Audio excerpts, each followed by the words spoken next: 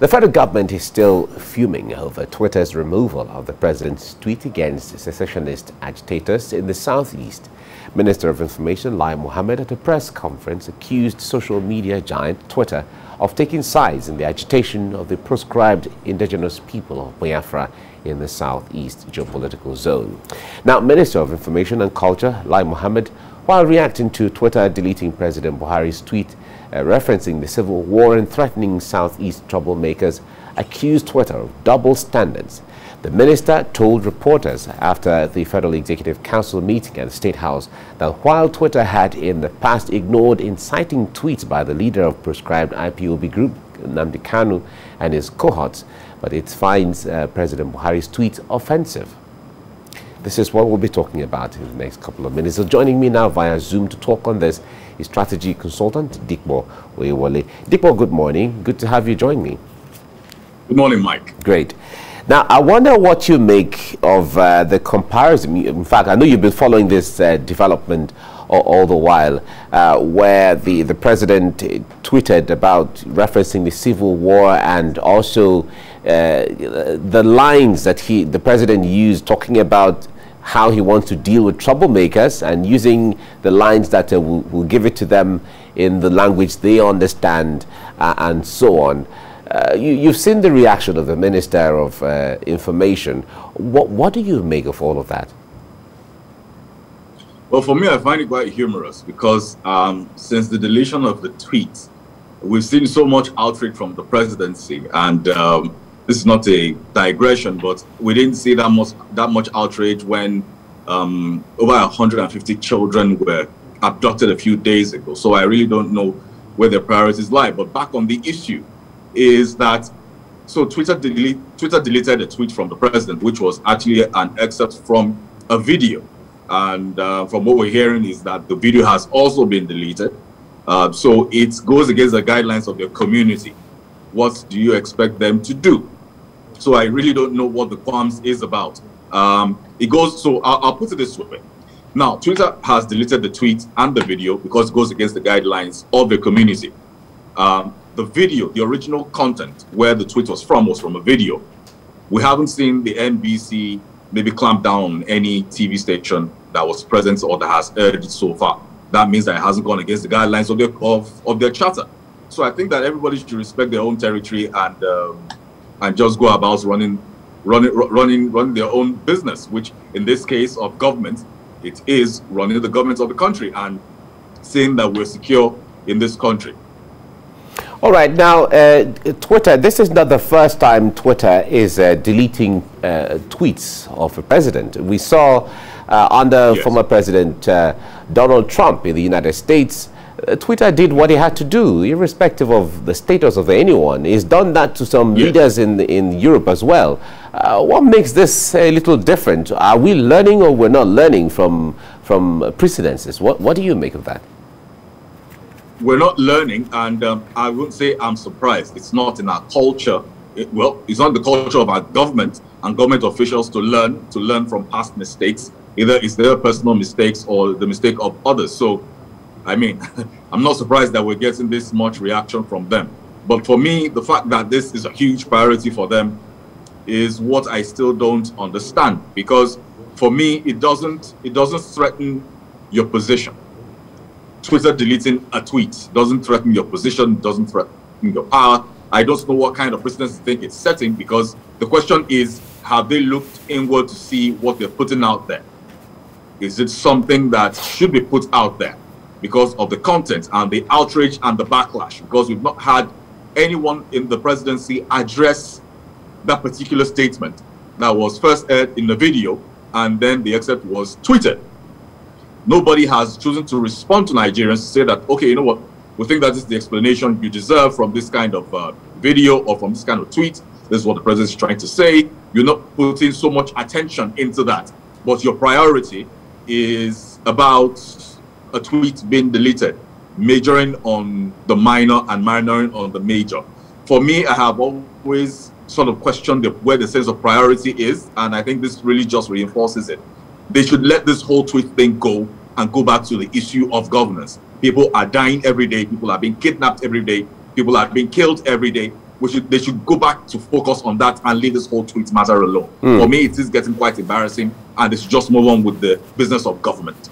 All right. Now, for the Minister of Information, or the Minister in government, a spokesperson for the government, to even organize a press conference and bring this issue to the fore, tells us that it's a clear indication that it is a big deal to discuss and talk and reach out to Nigerians on social media by the president.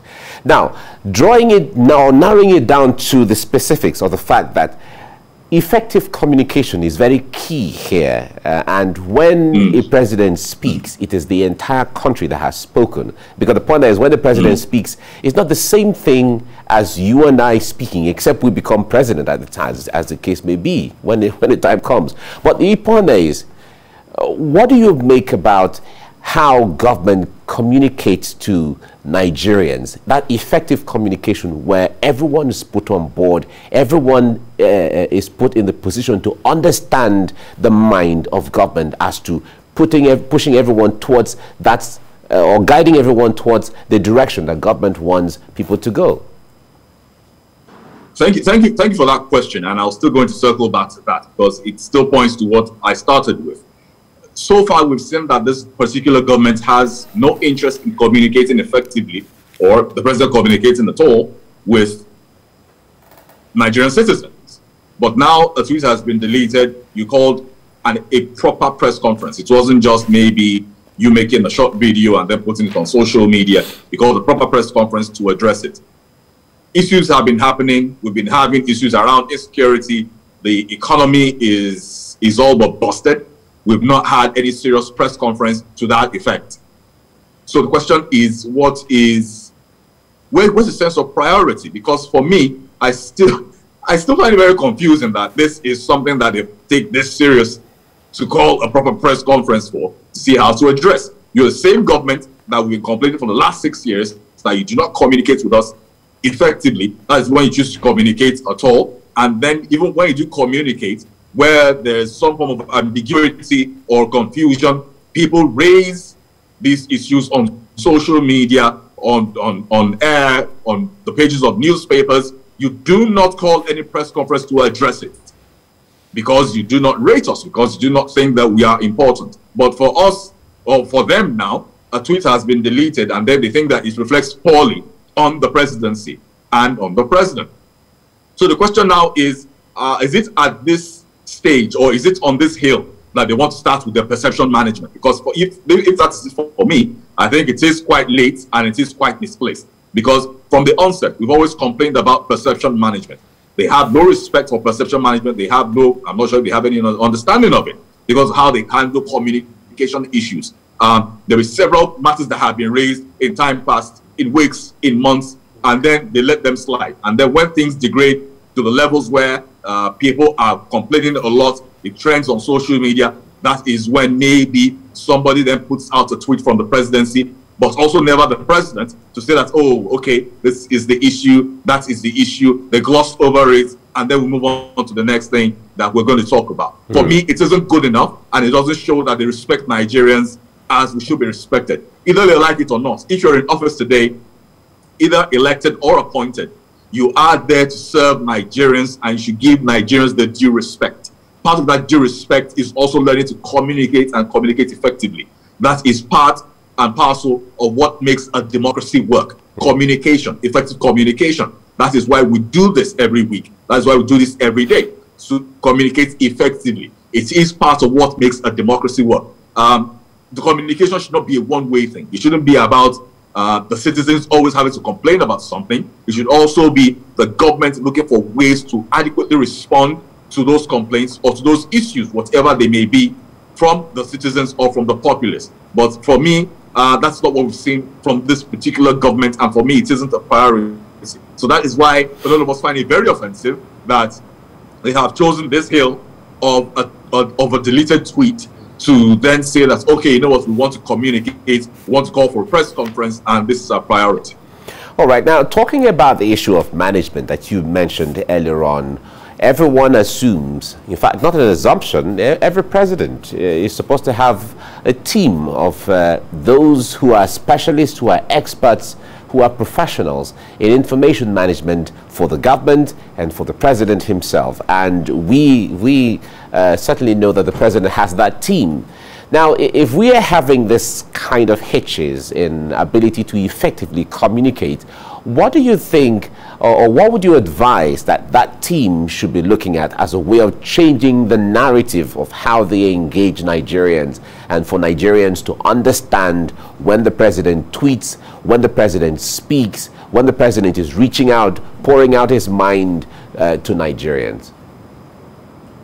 Ideally, what I would expect any proper professional to do is to see how they can manage certain issues when they happen, or if the need arises, because that is literally what you're getting paid to do.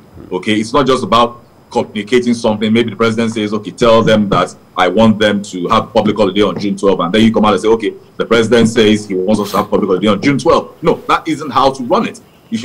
I expect that they have professionals right there, and they should get their job done. They should do the job. That is what they're getting paid to do. They're getting paid from what we put in as taxes. They're getting paid from the Nigerian coffers, from the national coffers. So they should get their job done.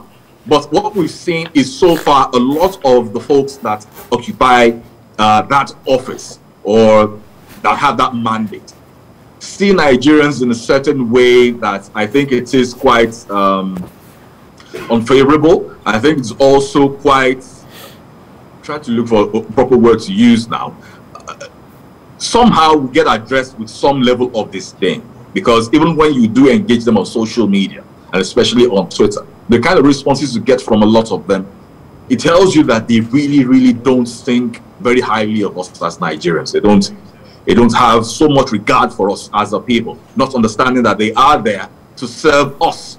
Because I think that is part of the challenges we have, and it is what we're seeing cascade all over, either in elected office or appointed office. We have people in office today who are in positions of leadership, different positions of government, who don't have a clear sense of why they are there. They don't think they are there to serve. They think they are there to carry out somebody's mandate, and then if that person's mandate is somewhat questioned, not necessarily threatened, but if it is questioned, they see it as a personal affront, and they see it as part of their job to defend that person's mandate and not necessarily serving the people of Nigeria, which I think, for me, there should be a particular mental shift on that particular issue from the people occupying this office, because they need to understand that you are there to serve the Nigerian people. And if you do not communicate effectively with the Nigerian people, the question is, what are you doing there? Should you still retain that job? Should you still retain that office? So understanding that you're there to serve the Nigerian people and not the mandate of a particular individual is something that these people need to understand. And I think that if they do understand it, we will see it, and it will reflect in how they pass across information, either directly from the president or from their own office in itself. It's really quite interesting, the way you put it. For those who are professionals and who are hired or selected or brought into a team to work for either the chief executive at the presidential level or at the governorship level, as the case may be, for them, they are already professionals. But how about those who become the chief executives themselves, who may not necessarily have any idea or training when it comes to how to manage information and all of that?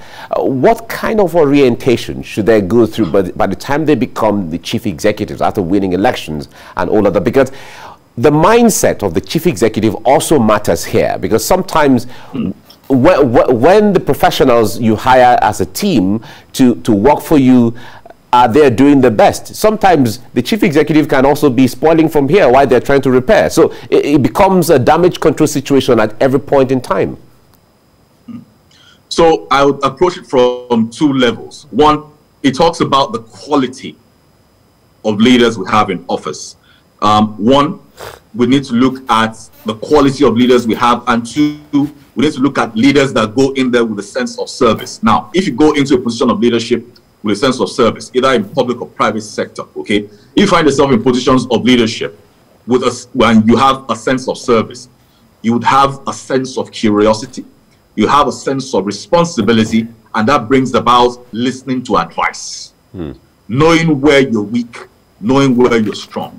and knowing that you're supposed to surround yourself with people who are smarter than you are, people who know better than you do, and people who can advise you soundly. And then you can weigh that advice and adhere to it. Okay, so that talks about, so that's why I said it talks about two things: the competence, the quality of the leaders we have, the kind of leaders we have. So it's not about maybe after they win elections. Now this is also addressing before the elections. Who are the kind of people that we're having to run for office? Who are the kind of people who we find on the ballot? Because if we have people who do not have a sense of service, or who do not have a strong understanding of what leadership should be about, they will not change that mindset when they get into office. It's a mindset that should have been addressed before they get on the ballot, or before they even say that they want to run for office. So that is the challenge. That's a primary challenge that we have in this country. We see people who haven't been able to epitomize these factors that I've laid out before they get on the ballot, and then we expect a certain miracle to happen. No, we can only, like you said, expect some level of damage control. But you would also expect that on some level, that as a leader in whatever capacity, no matter your age, no matter your ranking, no matter your portfolio, before you got into that present office, you should have an understanding that when you're given advice, it is something you should consider strongly. And when an advice is coming to you more than once, it is something that you really need to take a closer look at. So for me, I'll go back to before the elections, before the ballot, the quality of leaders we have, the kind of leaders that we have, or that we're going to have on the ballot to then have as options to be elected into office. So for me, I think that as Nigerians, that is something we should look at, and we should look at it very, very critically. All right, that is really key. The disposition to be teachable. When you give advice, they should be able to listen. That's simplicity, exactly. Or being simplistic to accept advice. Thank you so much, Dikbo Oyewole, for being on the program this morning. Thank you. Thank you for having me,